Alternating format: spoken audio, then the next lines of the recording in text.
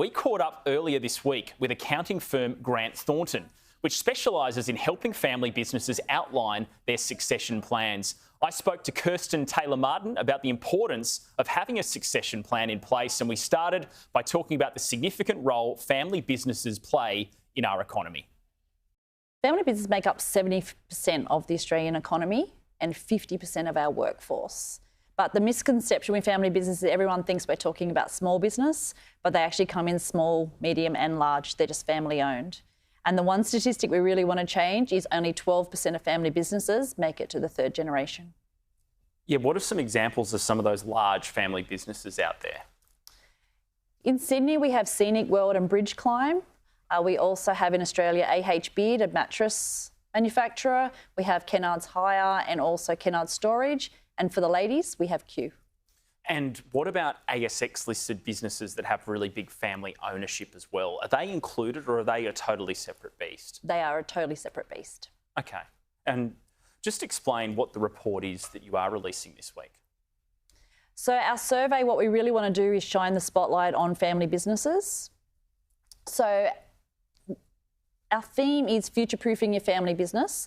And the three pillars that we looked at are sustainability, diversity and growth. And the key learnings that we got out of it, firstly, was in relation to leaving your legacy. So we really wanted to explore at what generation did the mindset change from an ownership mindset to a stewardship mindset. And when we say stewardship, we mean nurturing the business for future generations. So it's very clear that the first and second generation family businesses have an ownership mindset, whereas the third and the fourth actually switch to stewardship. And the third want to give back to the community, and the fourth generation want to leave a legacy. The other key themes were succession planning, which is always very big with family business, passing the baton from one generation to the next. Also future growth. Our families were very optimistic. And the one that was most controversial from the participants was diversity. So we did a survey back in 2017. So there is a shift that family businesses are more diverse, but where there seems to be confusion is if you're a family with 3 sons or you're a family business in an industry that's very female, such as childcare, they really felt you couldn't bring diversity into a family business. But in actual fact, with non-executive directors and also with an advisory board, there are different avenues that you can bring diversity of thought into a family business. But what leaves us optimistic is 67% of 18 to 24-year-olds want a diversity strategy in place, and also 50% of businesses that are 71 to 100 years in age also want diversity in place. So we're going to continue to see a positive shift. Yeah, let's talk about succession planning, because you'd imagine the family patriarch passes away. What happens then with the siblings? Is there potential for infighting or rivalry? How does it work, the whole succession planning process with a big family business like that? So the show Succession was a huge hit and had a lot of people talking, and everyone feels that it was very dramatised. It's not. So when we're engaged by a family business, most situations, they'll tell us that having Christmas lunch together is the most important thing to them. So it's all about family harmony. Okay. So our role is very much to come in and just to ensure that every family member has a voice, that they're all heard, and that the communication channels are open. Because the worst thing that can happen is allow people to assume, because it's just human nature. We always assume the worst in people. But the key episode in Succession, to your point in your question, was when they actually read out Logan Roy's will. And they said the successor being Kendall, was that underlined or was that crossed out? And clearly you should never be finding that out when the will is read out. You should be discussing it years in advance. But I'm working with a family business right now, and that's exactly how they found out. And are there occasions where the founder of the business passes away, then the family decide, let's just sell everything and move on and have a fresh, clean slate? Does that ever happen? Yes.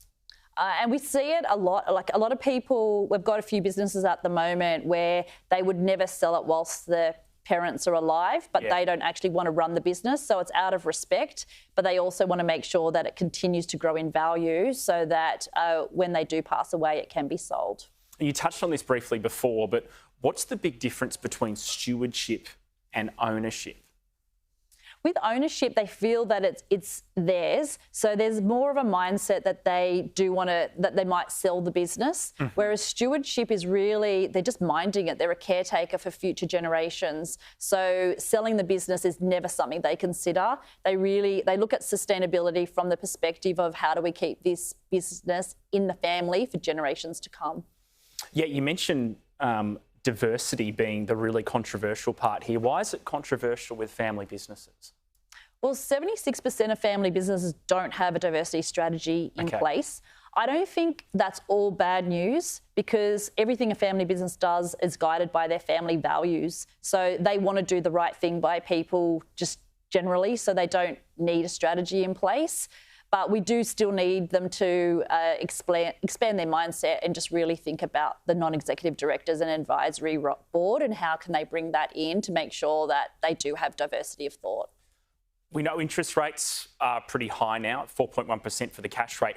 What are family businesses, what's the appetite for investment now from family businesses? Are they looking to grow at the moment, or are they tightening up their spending like a lot of consumers across Australia? It was interesting, the 5 key things that came out of the survey, because the first 2 were very economic based. So 91% want to improve their cash flow and 86% want to retain and attract new staff.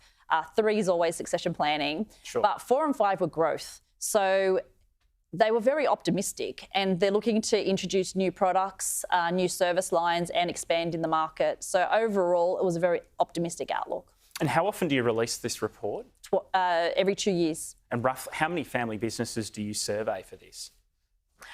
With this survey, we had over 280 responses, rural and metro, all industries, and from 1st generation to 5th generation family businesses. And how challenging is the economy right now for family businesses? They're still optimistic. Yeah. Well, that's interesting. It is. It's not what you're hearing, but I think it's because they're very conservative in nature. So they don't have huge amounts of debt, so the interest rates isn't impacting them as much as other businesses. And particularly we saw it a lot through COVID, but because they are so conservative, they actually had cash, so they could just sit there, take a deep breath, figure out what they were going to do, because they never want to lay any team members off. And what's Grant Thornton's involvement in the sector? We have a team of accredited advisors who advise in the area.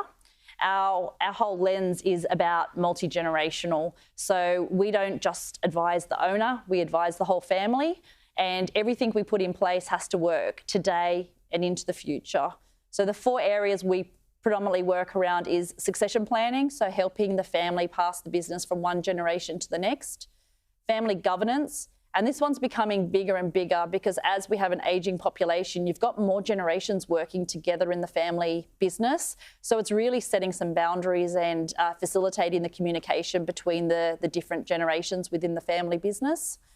The third one we call future-proofing your family business, but it's very much around the tax structuring, not just for now, but into the future, and ensuring fairness, but also helping with the estate plan, because many families, they'll say that they want to keep the business in the bloodline, but then when you ask about their wills, they're leaving everything to their spouses, so it just doesn't line up. So we really make sure that their vision and what they want to achieve, that's the structure and the estate plan they have in place. And the last one is family office. So once a family business reaches a certain size, they really want to diversify and they want investments outside of the business. They usually start with property and the business premises. We just make sure that's structured for the future as well. Kirsten Taylor-Martin, National Head, Family Business Consulting at Grant Thornton. Thanks for coming on the show. Thank you.